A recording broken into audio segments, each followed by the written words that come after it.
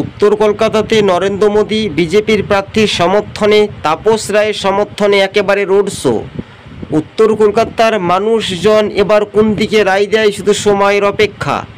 রাজ্য রাজনীতিতেই দর্শক বন্ধুদেরকে জানিয়ে রাখি, নির্বাচনী প্রচারে একেবারে ঝড় তুললেন গেরুয়া। বিজেপির কার্যকর্তা ও মণ্ডল নেতাদেরকে বাধা দেওয়া হয় এবং বাসেও হামলা চালায় তৃণমূল দুষ্কৃতীরা বলে এমনটাই অভিযোগ।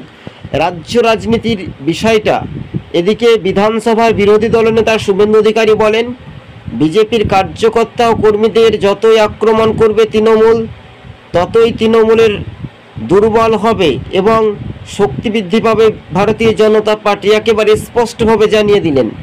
উত্তর কলকাতায় বিজেপির প্রার্থী তাপস রায়ের সমর্থনে লাগাতার নির্বাচনী ভোট প্রচার একেবারে রোড শো দেখতে পাচ্ছেন সরাসরি রাজ্য রাজনীতিতেই। হ্যাঁ, এবার যে 9টি লোকসভা আসনে আপনারা দেখতে পাচ্ছেন যে ভোট হবে সরাসরি, তার আগের মুহূর্তেই কিন্তু নরেন্দ্র মোদীর একেবারে নির্বাচনীয় একেবারে জনসংযোগ যাত্রা বলাই যেতে পারে।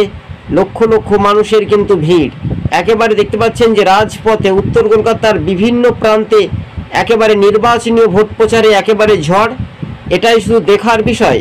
তবে রাজ্য রাজনীতির মধ্য দিয়ে তৃণমূল এবার দুর্নীতির বিরুদ্ধেই লড়াই, একথা পরিষ্কারভাবে জানিয়ে দিলেন নরেন্দ্র মোদী। তিনি আরও বলেন, 10 বছর ভারতীয় জনতা পার্টি কেন্দ্রে ক্ষমতায় রয়েছে কিন্তু একটাও দাগ নেই, দুর্নীতি একটাও নেই।